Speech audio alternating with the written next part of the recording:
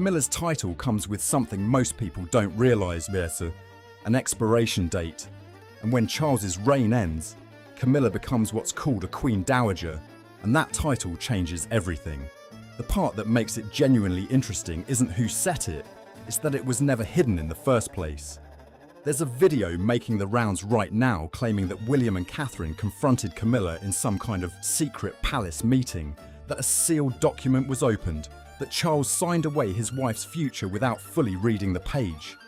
According to that version of events, Camilla's position was quietly dismantled behind closed doors by people she thought were on her side. It's a compelling story.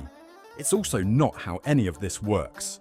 The actual mechanism that governs what happens to Camilla's title when the reign changes isn't a secret, it isn't new, and it wasn't designed by anyone sitting in that family. It was written into law in 1937 and updated as recently as 2022. If you're watching this for the first time, subscribe to the Royal Report. This is where we cover what's actually happening, not what someone imagines might be. So let's start with the thing most people get wrong. The title Queen, as Camilla holds it right now, is not a personal honour. It's a constitutional function. She holds it because she is the wife of the reigning sovereign. That's it. That's the entire legal basis. When Charles's reign ends, however it ends, the title doesn't get taken from her. It simply stops applying.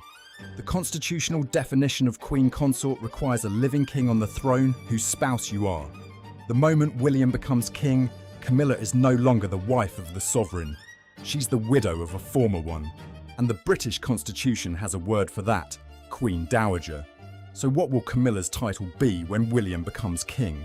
That's the question this whole conversation is really about. And the answer lives in a pair of statutes most people have never read. The first is the Regency Act of 1937. Under that act, councillors of state are defined as the spouse of the sovereign and the next 4 people in the line of succession. That language is precise. Spouse of the sovereign, not former spouse, not widow, not stepmother of the next king. The moment the sovereign changes, the spousal qualification resets. Camilla would no longer be a councillor of state. She would no longer have the constitutional standing to act on the monarch's behalf during illness or travel. The power she exercised during Charles's cancer treatment in 2024, the duties she stepped into when the institution needed someone to represent the crown, all of that authority would transfer automatically to Catherine. The second statute matters just as much, and it's more recent. The Councillors of State Act 2022 amended the original legislation to add Princess Anne and Prince Edward, now the Duke of Edinburgh, to the eligible pool. That amendment was passed precisely because the existing list had become unworkable. It's a reminder that this architecture isn't frozen in the 1930s. Parliament has adjusted it within the last 3 years, and if circumstances demand it, Parliament could adjust it again.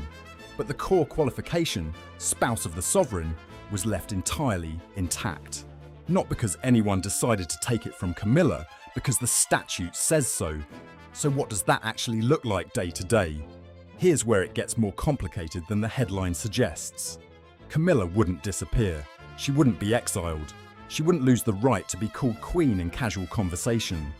According to constitutional analysts, she'd most likely still be referred to as Queen Camilla in everyday use, the same way the Queen Mother was still called Queen Elizabeth for 50 years after George VI died. The formal title changes. The public address, in practice, often doesn't.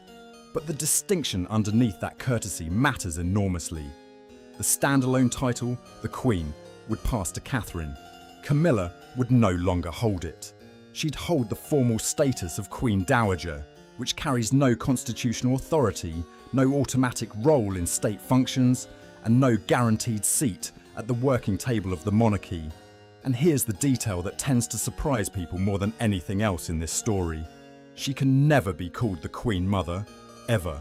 That title, which most people assume is just what you call the old queen when the new one arrives, is actually specific. It means the mother of the reigning sovereign.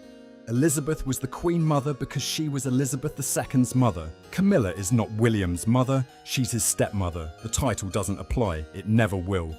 And this is where the history gets genuinely interesting. Because every consort who's faced this transition has handled it differently, and none of them had a clean version of it.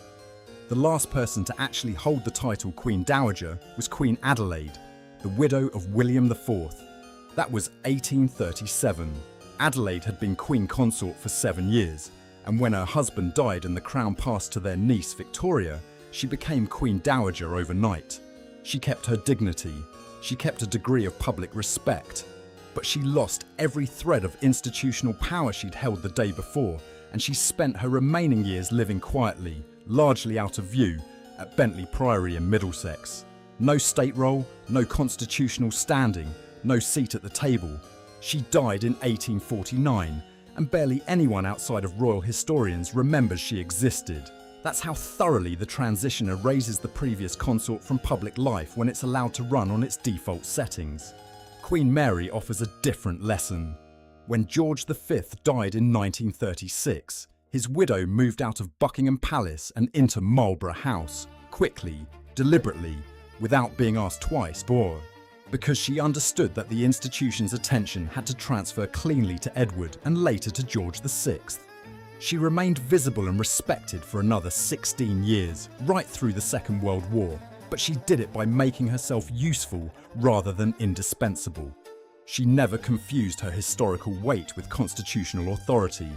That distinction kept her relevant without making her a problem. The Queen Mother understood all of this, which is exactly why she never let the default happen to her. When George VI died in 1952, his widow was technically a Queen Dowager. That was her constitutional status. But she never used the title, not once. Instead, the palace announced she would be known as Queen Elizabeth the Queen Mother, a formulation that had never been used before in exactly that way. It was a piece of branding genius disguised as tradition. The phrase Queen Mother kept her visible, kept her relevant, kept her associated with the active monarchy rather than the retired one. She held that invented status for 50 years, remaining one of the most recognised public figures in Britain right up until her death in 2002. She didn't survive the transition by accepting the constitutional default. She survived it by making sure the constitutional default never touched her. Philip took an entirely different approach from the other direction. When Elizabeth became queen in 1952, Philip could have been styled King Consort. He wasn't, deliberately. The title was never offered, and he never sought it, because everyone involved understood that a king outranks a queen in the public mind. And the last thing the new reign needed was a title that created even the appearance of a competing centre of authority. He was given Duke of Edinburgh instead, lower in rank, clearer in function, and entirely unthreatening to the institution he'd married into. Philip understood something about royal titles that most people never think about. They're not rewards, they're engineering. Every one of them is designed to make the institution work, and the moment a title starts making the institution harder to run, the institution finds a way to change it. So the question becomes, what does Camilla actually keep? And the honest answer is that almost everything depends on William. As of right now, Camilla is patron or president of over 90 charities. She's active, visible, publicly committed. She joined the state visit to the United States in April of 2026. She became the first female royal member of the Garrick Club in March. By every measure, she is doing the work. But none of those patronages are constitutionally hers. They belong to the Crown, and the Crown belongs to whoever wears it. When William becomes king, every single one of those appointments becomes his to reassign, maintain, or quietly let lapse. That's not a punishment, that's how the system has always worked. Every consort in British history has faced exactly this transition. The only question is how gracefully it's managed when the time comes. And that brings us to the part of this story that the dramatic versions always leave out. The relationship between Camilla and William. It's never been simple. Author Christopher Anderson has said publicly that Camilla has always been, in his words, a little afraid of William. Other sources close to the family say the relationship has strengthened over the years, particularly through the shared experience of Charles's health challenges. Both versions can be true at the same time. Relationships inside institutions this old are never just one thing. But what matters for Camilla's future isn't whether William likes her, it's whether he sees strategic value in keeping her visible. A Queen Dowager who continues attending engagements, who maintains her charitable portfolio, who remains a familiar public face of the monarchy during the early years of a new reign, that's an asset. A Queen Dowager whose office issues conflicting instructions, whose staff create confusion about who holds authority, whose presence generates questions about which Queen people should be listening to, that's a liability. The institution will protect the asset version and quietly dismantle the other. It always has. The real story here isn't that someone took something from Camilla in a secret meeting at Clarence House or Buckingham Palace. The real story is that what she holds right now was never permanent in the first place, and the mechanism that limits it isn't a conspiracy. It's the same constitutional architecture that has governed every consort transition since the monarchy started writing these things down. Camilla spent 30 years getting to this position. She absorbed the blame for a marriage that palace insiders, and Princess Diana herself, in her own words, understood was already broken long before Camilla became the public story. She waited through the opinion polls, through the comparisons, through years of being described in every unflattering way the English language could produce, and she made it. The title is real, the work is real, the crown she wore at the coronation in 2023 was real, but none of it was ever unconditional. And the woman who survived everything the public threw at her will eventually face the one thing she can't outlast. Not a rival, not a headline, just the calendar and a statute written 89 years ago that doesn't care who you married or how long you waited. That's not a betrayal. That's the monarchy working exactly as designed. And whether that's a comfort or a warning depends entirely on which side of the transition you're standing on.